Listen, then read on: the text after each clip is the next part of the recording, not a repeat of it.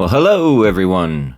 Ogre27 Kane here today, and I think we're going to do my first thoughts and impressions on Unicorn Overlord for the Nintendo Switch. Let's do a little bit of an overview and figure out exactly what this video is going to be about. So first up, this video is going to be more of my first couple hours or so that I recorded of the game, but my thoughts after about 15 hours or so of gameplay. A lot of this game is very reminiscent of the Ogre Battle series if you're familiar with that, and frankly I've been waiting since 1999 to see some sort of follow-up or continuation. Now this game was brought to us by Vanillaware. If you're familiar with some of the other games they've done like Muramasa the Demon Blade, Demon's Crown, or Odin's Sphere, this game has a beautiful artwork and aesthetic. It also has a top-notch performance. I didn't experience any frame rate issues or any hiccups whatsoever. The game never crashed on me one time, and so far in my 15 hours of gameplay, I would say the game's pretty well flawless. If you enjoy this kind of gameplay and this art style, this is definitely a must-buy for you. So, let's start off with some gameplay. So the gameplay loop in this is really hard to describe, because frankly there's not any other genre or anything out there like this. It's a military strategy tactics game, but you spend your time going from around a giant world map and exploring everything to individual battles.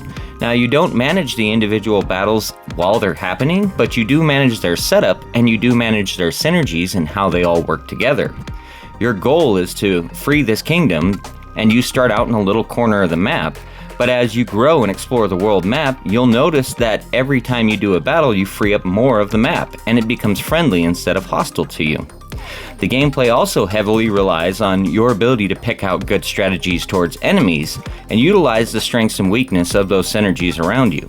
I absolutely love this gameplay style because for me it's not really about sitting there picking out every move, but rather setting up my army and just watching my army take control of the battlefield.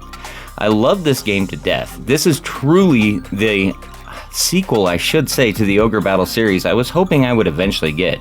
Vanillaware knocked this game out of the park, and frankly I have no complaints with anything they've done so far.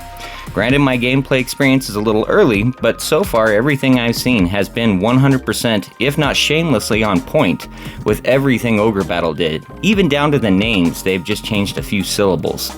Absolutely amazing. I love these details. I love the world map, and I love everything else that's going on with this. You'll have to try this gameplay out to really understand what I'm saying, because it's not really like something else that you've ever seen or I can really fully talk to you about. So let's move on now. Let's do the next category here. The story. So the story in this game starts out with a crooked and corrupt general who decides to take over or overthrow his queen, and the queen decides to fight back. After that, you are basically a child on the run with Joseph, your queen's best retainer. He basically trains you to be the world's best knight, for lack of a better word, and then you start your journey out to try to free her kingdom 10 years later. Now, the story in this game is really well done, and I don't really want to say much more after that. That's about the first 20-30 minutes of it. Really, the rest of it depends on how you take on the world, because the game gives you a lot of freedom and liberty with how you want to go around and collect characters and do their story beats and elements.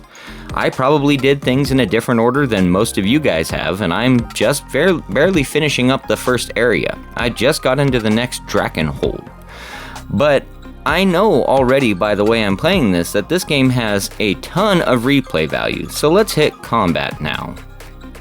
Well, once again, the combat in this game is very unique, very one of a kind. It's designed around how you build your units and set them up. You have a ton of different variation with your unit types: archers, griffins, knights, cavalry, hoplites, you name it.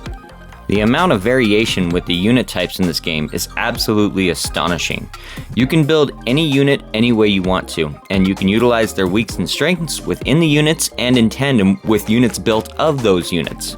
Another really cool thing I like about this game is that all of your stat growth is set. There is no randomness to it, so you don't have to worry about a character being a weakling on one run through and being overpowered on the next.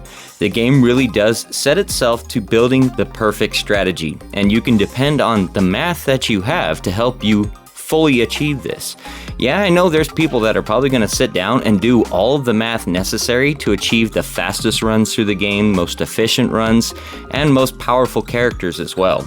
The game really lends itself to the customization, and it really teaches you those systems early on and allows you to build it throughout the game. There's no mystery, and I am not going to spend the entire game trying to figure out how this system works. There's not really either a crazy system of alignment either that you would have seen from the Ogre Battle series, so kudos to them. The improvements are real. Let's hit controls and audio.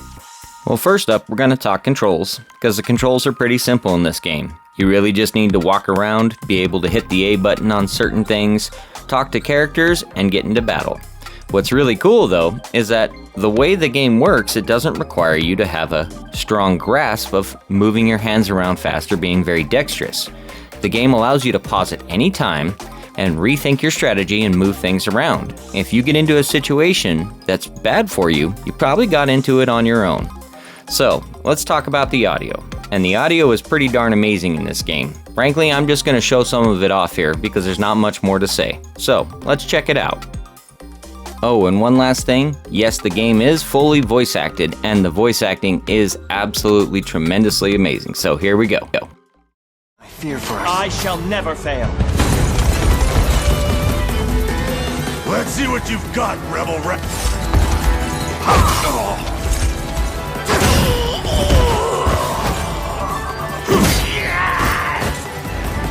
We march on. Well fought.